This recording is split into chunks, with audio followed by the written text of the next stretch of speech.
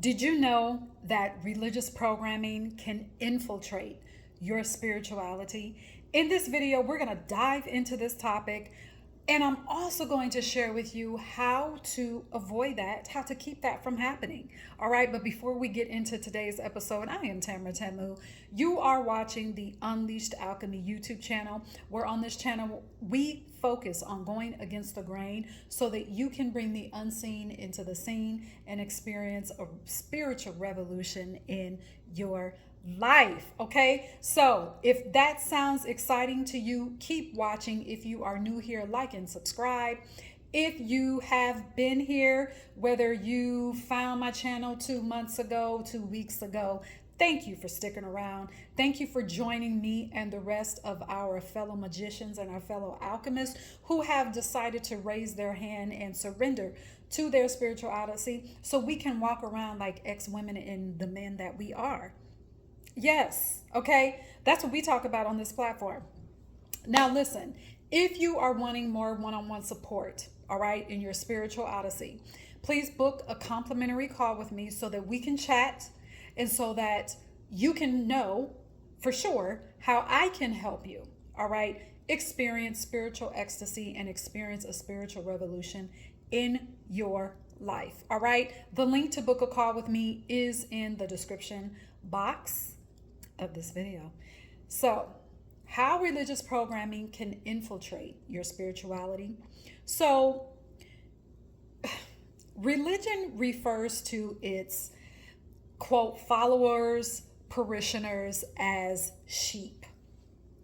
Now, long ago when I was immersed in religion, and even after I left, and I was still operating from religious programming, if I really knew and understood what a sheep does and how it lives, I would have been offended that I was called a sheep in the church.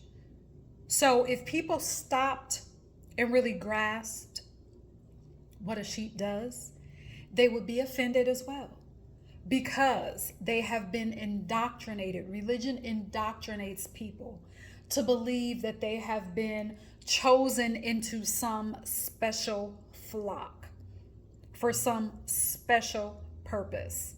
All right? That's one of the manipulating ways that religion draws people in. So, what does a sheep do? What does a sheep, let's look at what a sheep does, okay?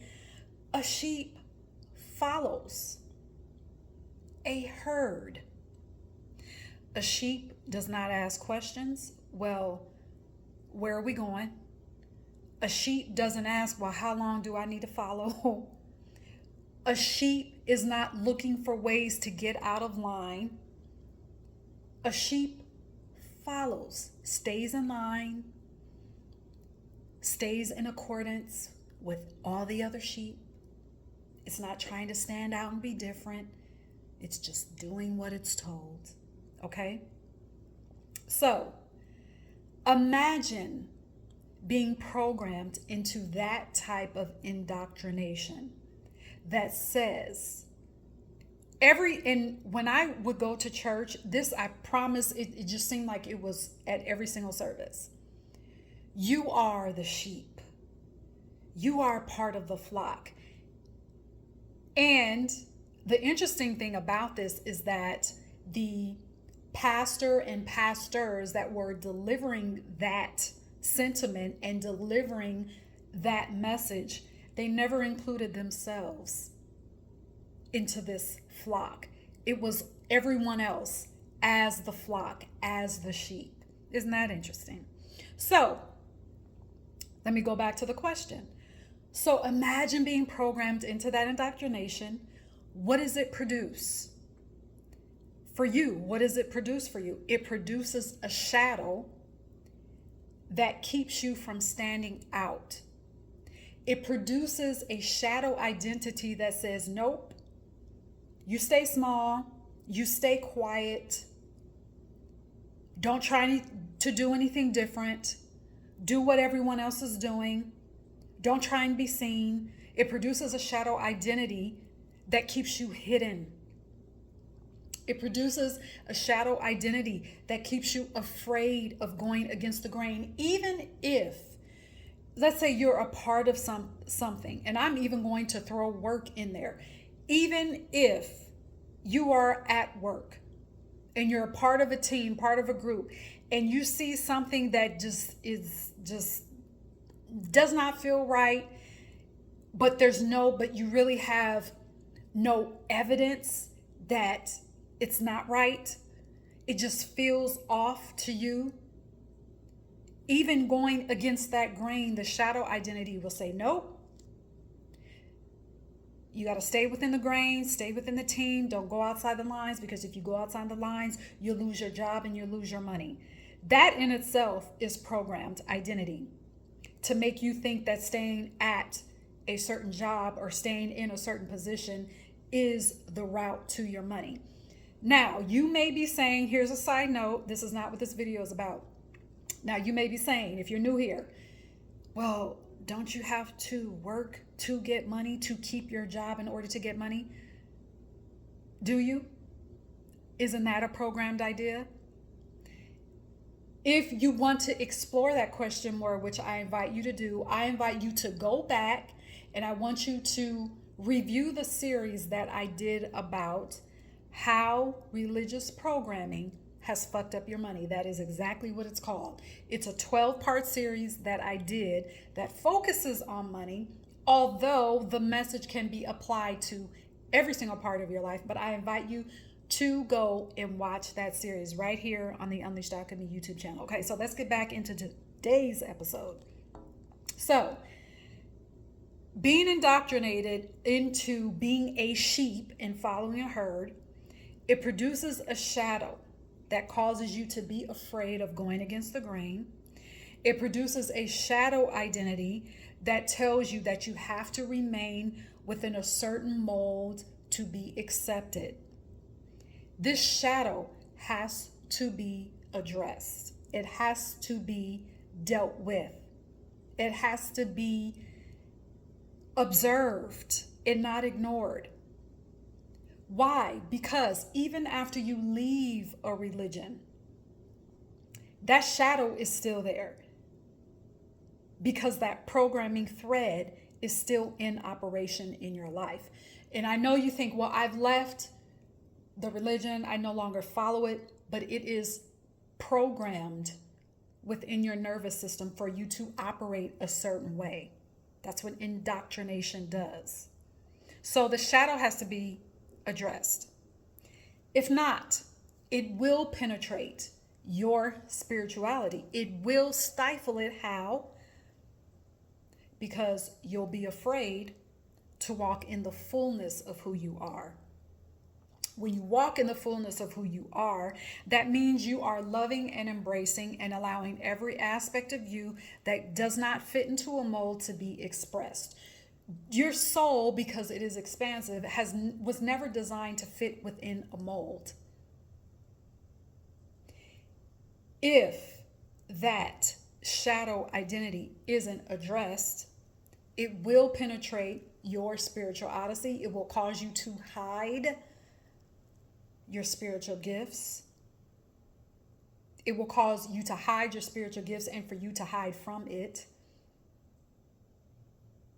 Religion will tell you to stay within a certain mold so that you can be accepted, to gain entry into some coveted group or place up in the sky. We know what that is.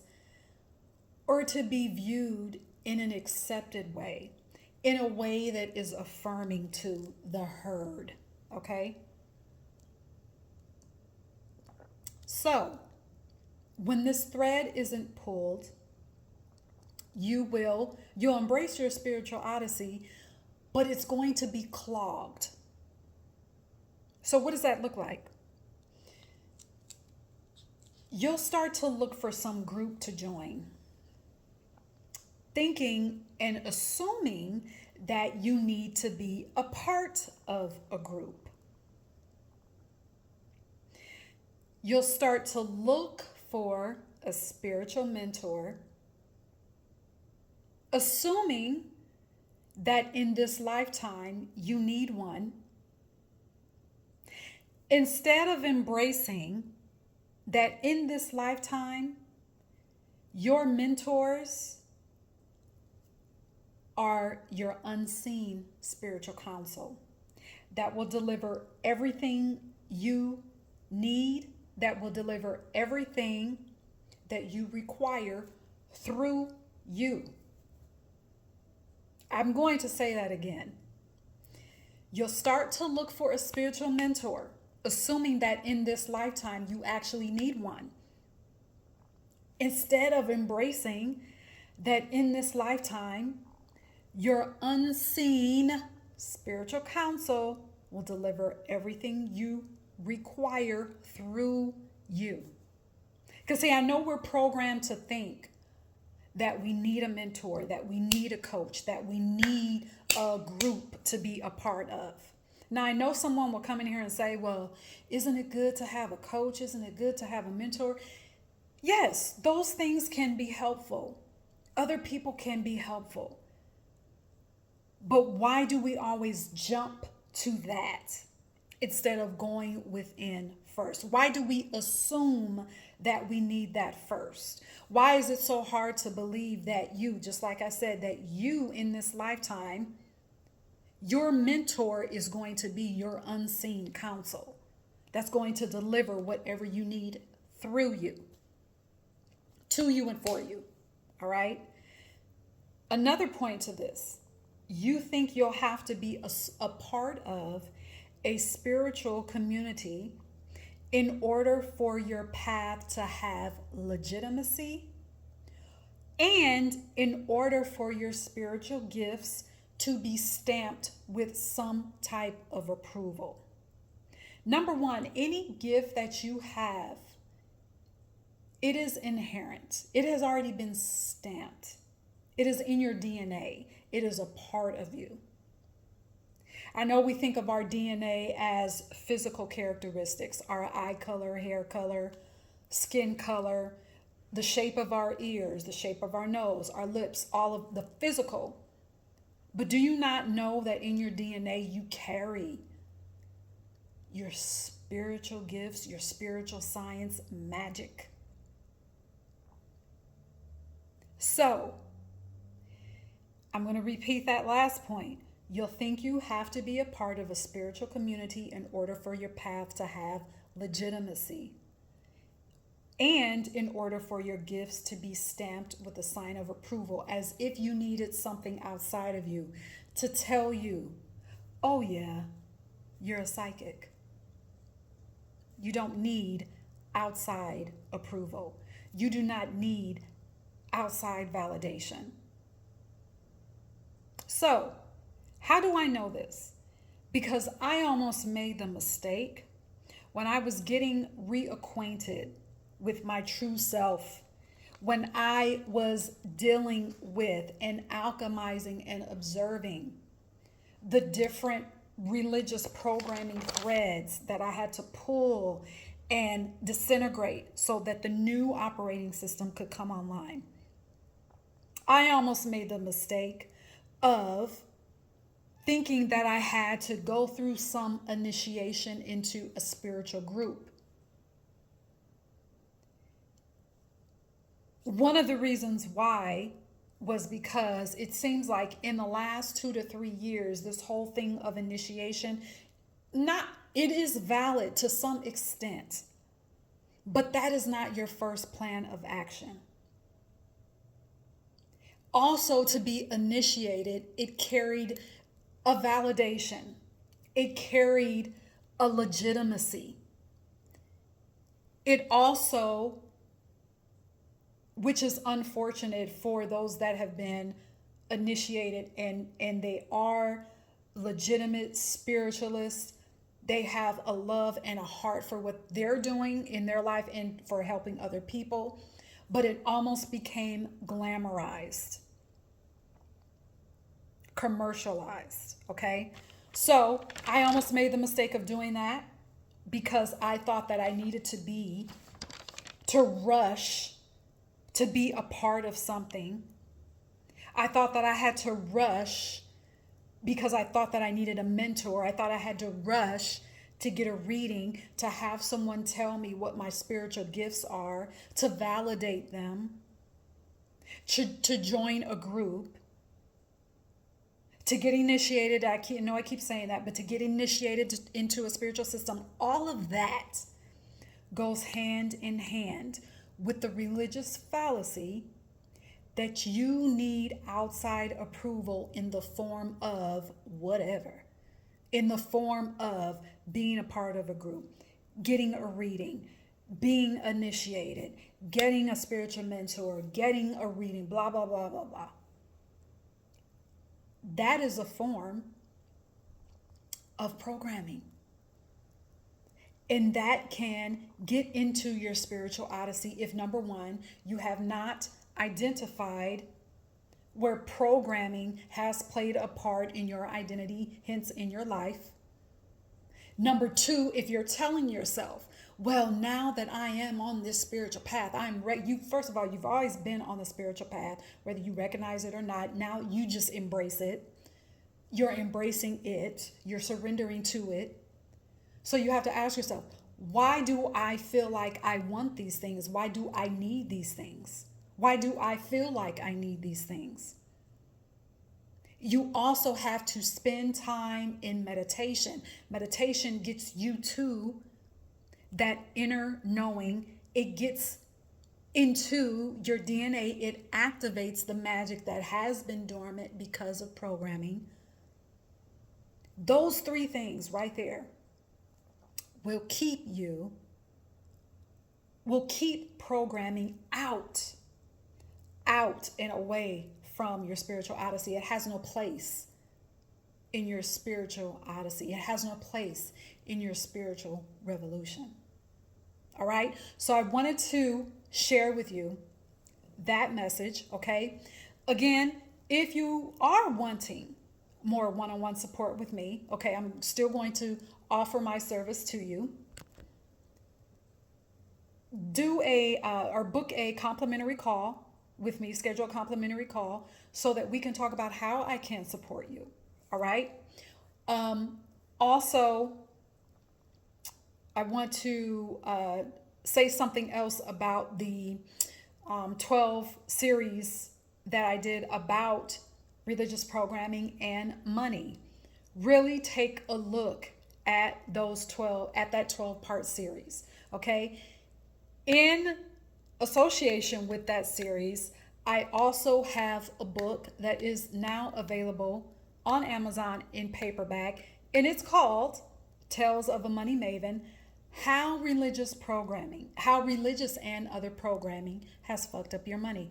I talk about my own story, okay? I talk about my relationship with money and how my spiritual odyssey took me beyond the programmed views of money into a more expansive, revolutionary view of money and viewing myself as currency, as infinite intelligence. So I invite you to check out that book. Have that book handy while you're going through the series. All right. And so, as always, if you have any questions for me, please leave them in the comment section of the video.